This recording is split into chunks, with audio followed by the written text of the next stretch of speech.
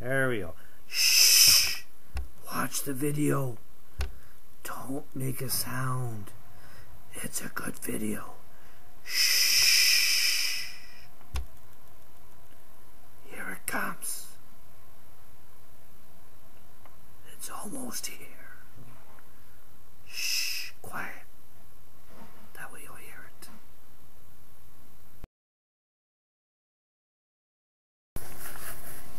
Hi everyone, Ken from Four Seasons Antiques and Collectibles. Welcome to the garage.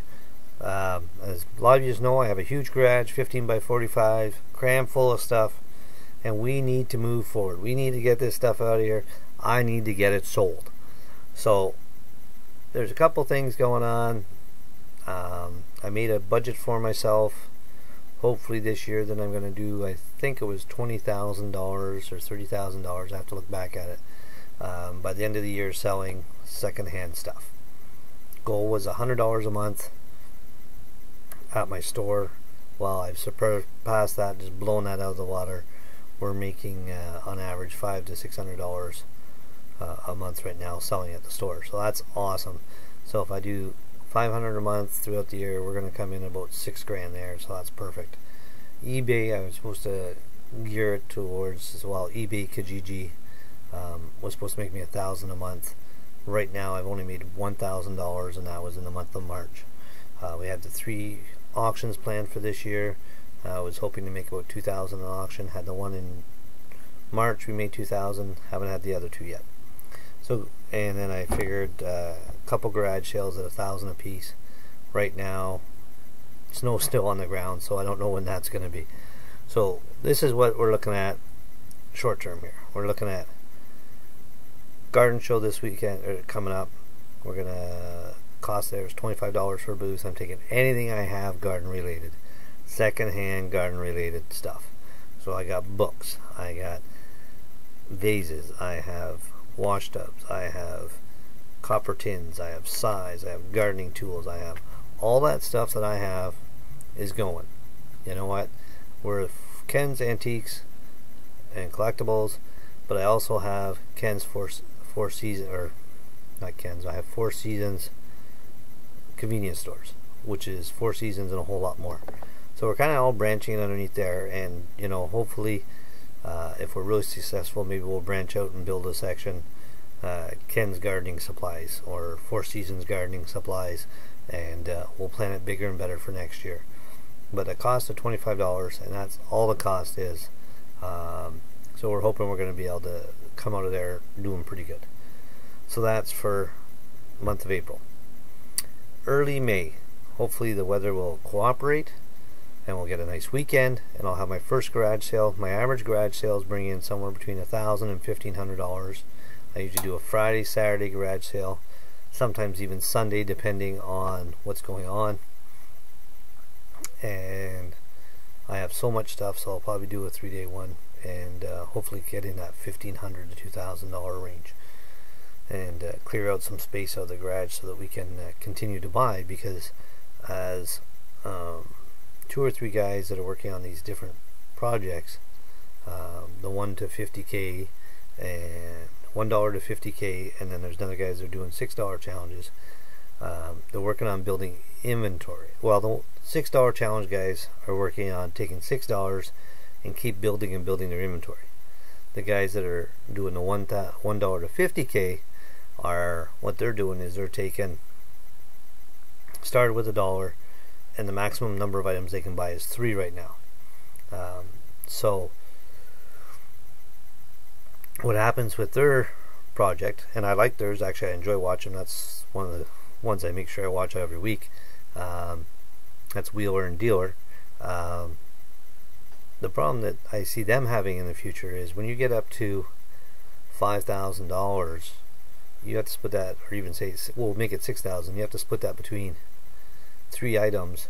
You're going to be putting a lot of risk into an item. Like, you're going to spend, say, $2,000 on an item. That's a lot of risk to make sure you're going to get your return. It's a lot easier buying, you know, and I'm just using this as an example, this hammer for $1 and selling it for $3. So what? I lost $1. Big deal. You know, even when you're getting into things like a Pepsi push bar, you know, you spend 150 on it, still not a huge risk. You'll probably get your 150 back, no problem. Maybe even be able to get your 250 if you really work on it. You know, so those aren't bad risks to take. That's my daughter looking for me. Dad? Yes, Jamie? What's Mom's email number? Her email number? Yeah, somebody wants to know for hockey. Oh, I don't know. Sorry, I had to answer my daughter's question there. It's okay, it's all cool. So just like I said, for wheeler and dealer, I see that becoming a bigger issue as they get further along.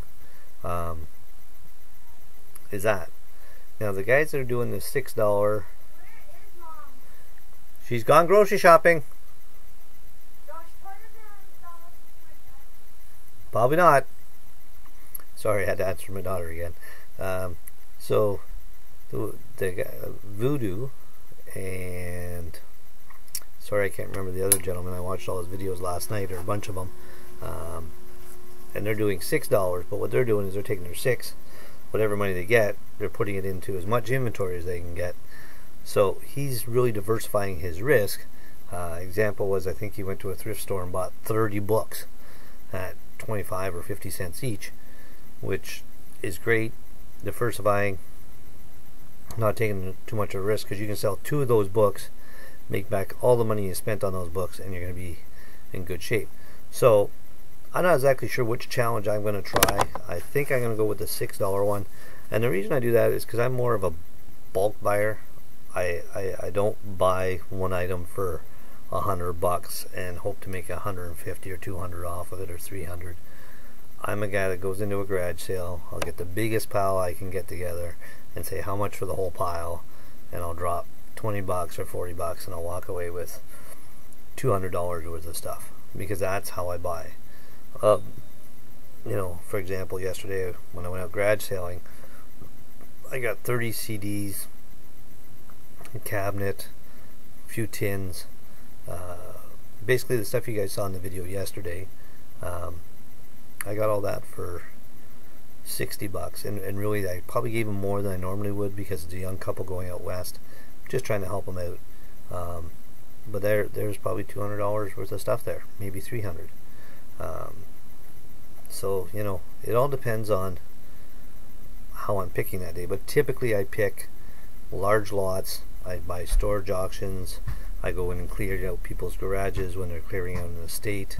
I do all kinds of stuff like that. So it's really more challenging when I have to look at one specific item and spend my $6 on it and go, okay, here's my item for this challenge.